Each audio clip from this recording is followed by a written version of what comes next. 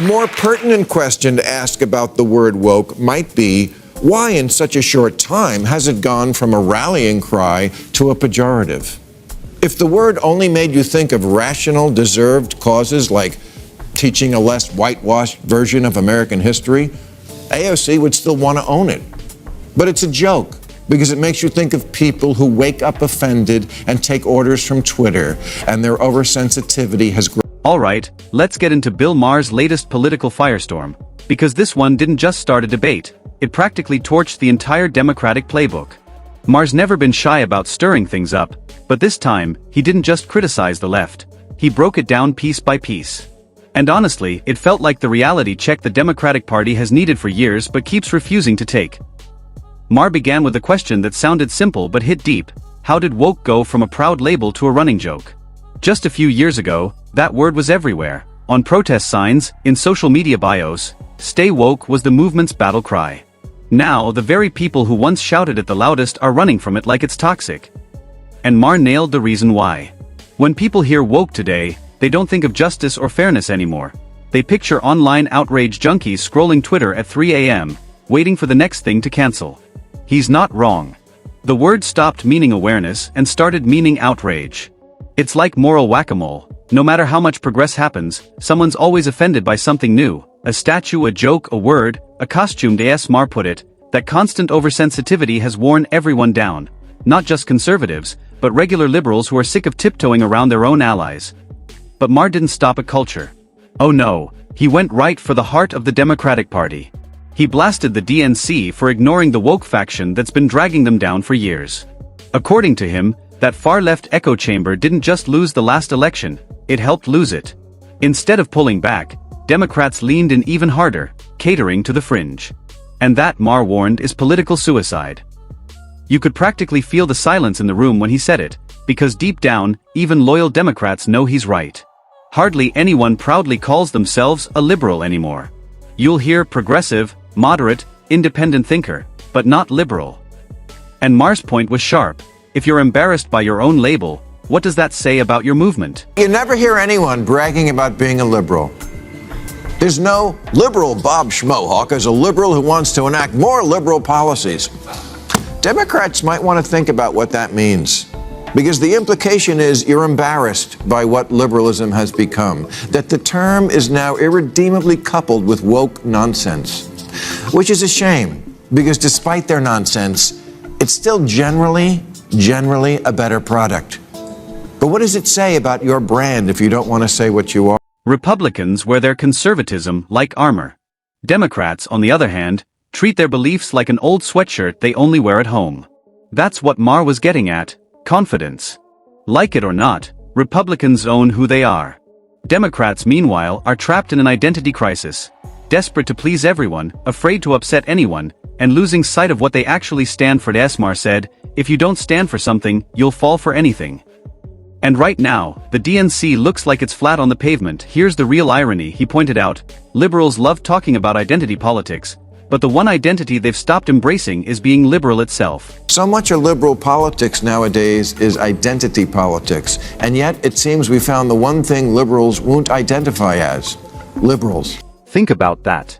They'll jump to defend every fringe cause they see online, but when it comes to defending liberalism, the very core of their philosophy, they go quiet.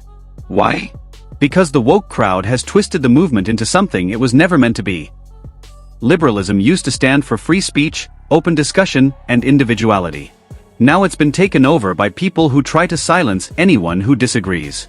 Maher's right, modern liberals don't debate anymore, they delete. They don't persuade, they shame. They've traded values for performance. And when AOC tried to clap back by saying woke is just a word old people use now, Maher didn't even need to respond. The irony said it all. The same people who made woke the word of the decade now treat it like it's cringe. You can't just abandon a word because it stopped making you look good. You built this movement, now you're embarrassed by it. James Carville knew how to win, and he blamed the Democratic losses this November 2nd on stupid wokeness, to which AOC fired back that wokeness is a term almost exclusively used by older people these days. So that should tell you all you need to know. What? This is a term folks like you brought out very recently. and had been proudly displaying it every March since. Just last year, The Guardian declared woke the word of our era. I guess they didn't get the memo from the Mean Girls Club. We don't use that emoji anymore.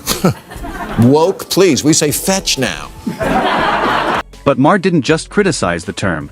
He took aim at the ideas behind it. He argued that the real issue isn't the word woke, but the nonsense attached to it.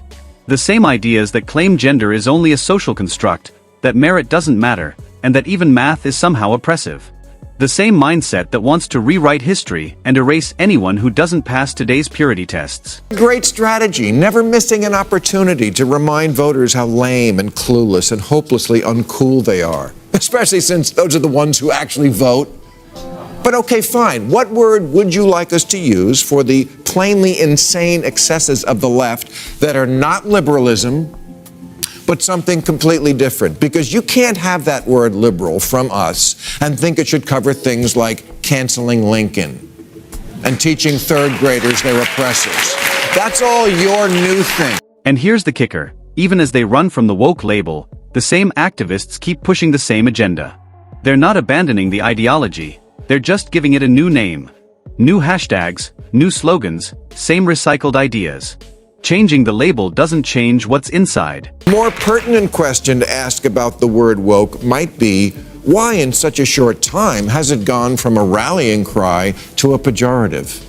If the word only made you think of rational, deserved causes like teaching a less whitewashed version of American history, AOC would still want to own it. But it's a joke, because it makes you think of people who wake up offended and take orders from Twitter, and their oversensitivity has grown tiresome. Maher also called out AOC and the DNC's media strategy, or really, the lack of one. He joked that he'd love to have AOC on his show, but she'd never show up because Democrats only go where they'll be praised. And honestly, he's got a point. When was the last time you saw a Democrat sit down on Fox News or face real questions about their ideas? They stick to friendly platforms where the hosts agree and the audience cheers. It's political karaoke, safe, predictable, and pointless. Maher's advice? Go where the crowd isn't clapping. Step outside your comfort zone. Debate your critics instead of blocking them. Because if your ideas can't survive a few tough questions, maybe they weren't that strong to begin with. Love to have AOC on this show. There's so much to admire there. I was one of her first supporters for the Green New Deal idea. But that will probably never happen because Democrats don't go anywhere these days where they're not pre-adored. And that's my last bit of advice to them. Go where the amen corner isn't. Do Fox News. Be brave. Come here. Go everywhere. Winning is about expanding the electorate. And let's be honest, he's right again. The DNC's biggest problem isn't a lack of passion, it's a lack of confidence.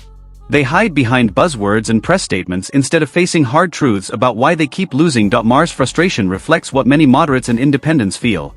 They look at the left and think, do you even hear yourselves anymore? He reminded them that the average American voter isn't a Twitter influencer or a coastal academic. The typical voter is a white person in their 50s who didn't go to college, watches NCIS, and doesn't care about pronouns. That's not an insult, it's just reality. Yet Democrats keep talking past those people instead of to them. You can't win votes by constantly calling half the country racist, ignorant, or privileged. That's not a strategy, it's self-destruction. Remember the Virginia governor's race? Republicans won 45 counties by more than 70%. Democrats' reaction? Well, that's just racism. Really? That's the takeaway? That kind of arrogance, the refusal to admit mistakes, is what's driving voters away. You can't blame white supremacy every time you lose. Eventually, you have to look in the mirror. No liberals think this country is full of dumb white people, but in our democracy, dumb white people make up a substantial portion of the vote. The median voter is a white person in their 50s who didn't go to college, their favorite TV show is NCIS, and their pronouns are what? I don't know what the you're talking about, and get away from me.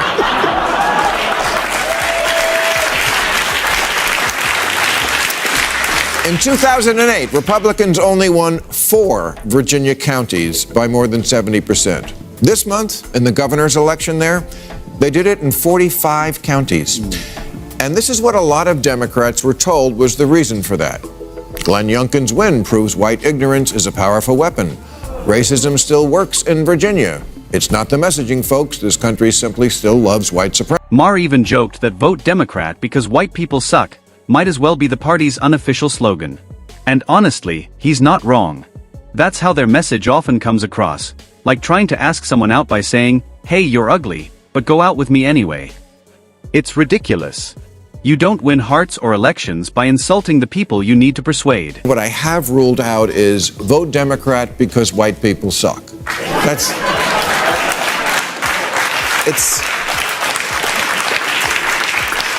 It's like trying to get laid by saying, "You're ugly, you want to dance?"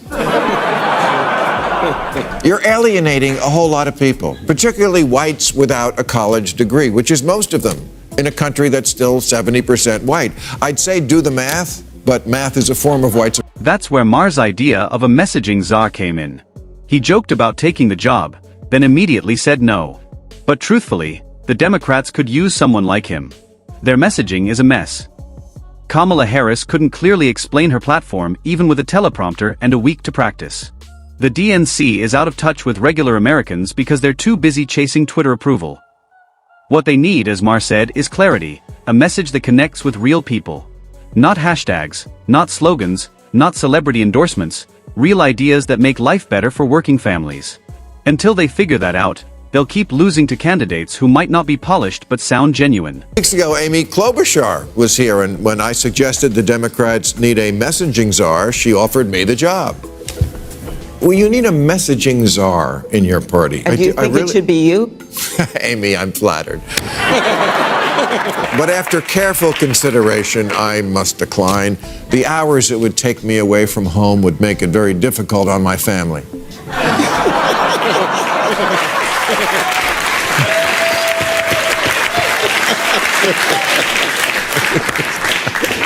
But I will tonight once again break out my coach hat and try to point the Democrats in the right direction. That's all I... And say what you will about Trump, Maher certainly has, but he's right about one thing. Trump understands what everyday Americans care about: the border, the economy, safety, real, practical issues people talk about at the dinner table. You don't have to like him to admit that he gets the pulse of the country better than any consultant-filled focus group. In the end, Maher didn't slam Democrats because he hates them. He did it because he wants them to wake up. The party that once stood for reason, open thought, and working-class values has turned into a self-loathing hashtag-chasing mess. His message was simple: stop apologizing for everything. Stop treating voters like enemies. Stop letting the fringe run the show. People are tired of politics that sound like a lecture. They want leadership that feels like common sense. Maher's message to Democrats was crystal clear: start acting like adults again, or keep losing to people who do. Democrats who 1 year from now will be licking their wounds and asking themselves how they could have lost the midterms so badly must instead ask themselves that question now. Now. You know, now. Like, while there's still time to do something about it. So what do you think? Was Bill Maher spot on, or did he go too far this time? Drop your thoughts in the comments. I want to hear where you stand. And if you like this breakdown, hit the like button, subscribe for more videos like this, and share it with someone who needs to see it. Because whether you're on the left, right, or somewhere in the middle, this is a conversation worth having. Maher isn't saying abandon liberalism, he's saying save it. Bring it back to reason, courage, and common sense.